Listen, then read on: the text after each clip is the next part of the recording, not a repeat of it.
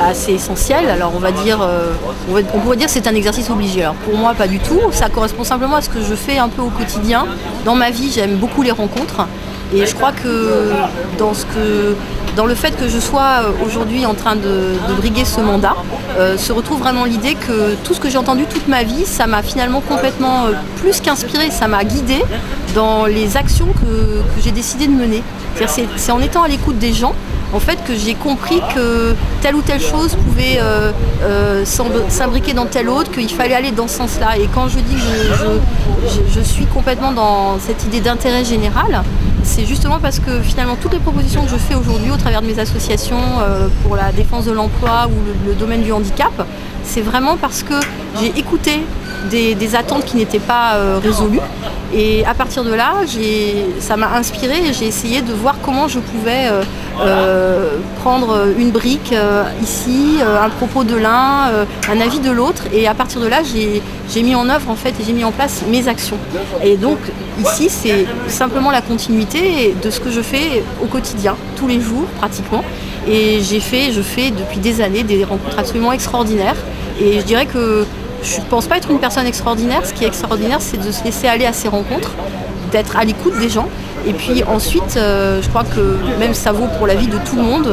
On peut en tirer énormément de parti, on peut créer quelque chose qui soit vraiment du concret, du pragmatique et qui réponde aux besoins du plus grand nombre. En fait, je crois que dans notre vie, on manque un petit peu de sourire, de chaleur et de convivialité. Et c'est vrai qu'être sur un marché, c'est retrouver ça. Les gens qui sont ici, ce sont des gens qui viennent pas seulement pour acheter quelque chose, ils viennent aussi pour avoir l'échange, le contact avec le commerçant.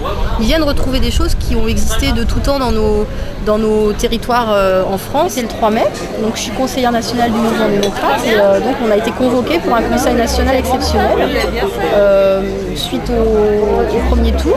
Pour moi, il y avait vraiment eu un positionnement de valeur, il fallait qu'il y ait un positionnement de valeur de notre part parce que la dernière semaine, la campagne de Nicolas Sarkozy a dérivé d'une façon pour moi qui n'était pas supportable. Mais après, c'est vrai qu'on n'a pas forcément vocation à rester que modem. Mais l'idée, c'était vraiment que les femmes peuvent amener quelque chose de plus pragmatique en politique. Il y a tous les sujets qui ont été débattus à l'Assemblée nationale, dès lors que c'était des projets de loi qui concernaient les femmes. Oui. Ces projets de loi ont avancé d'une manière plus rapide et en concertant beaucoup plus, je dirais, tous les points de vue qui étaient présents dans l'hémicycle. Alors donc j'ai vraiment décidé de créer cette association parce que j'ai senti qu'on n'était quand même pas très forte. Aujourd'hui, les femmes qui veulent se présenter en politique, on a énormément de barrières, d'obstacles, c'est un milieu qui est quand même très macho. J'ai commencé à m'intéresser un peu au sujet et puis j'ai vu que ça fait très longtemps que les femmes essaient de pousser pour venir en politique et c'était pas si simple. Mais il y a beaucoup de gens, pas seulement du mouvement démocrate, beaucoup de femmes qui aimeraient qu'on puisse aider à faire ce lobbying qui est nécessaire. Parce qu'il faut que les lois, aujourd'hui, elles puissent être beaucoup plus fabriquées par les femmes à égalité avec les hommes. Parce que si on veut avoir des lois qui ressemblent à la société française, il faut que ce soit des lois où les femmes en fait, soient représentées quand elles sont votées, quand elles sont mises en place, quand elles sont travaillées.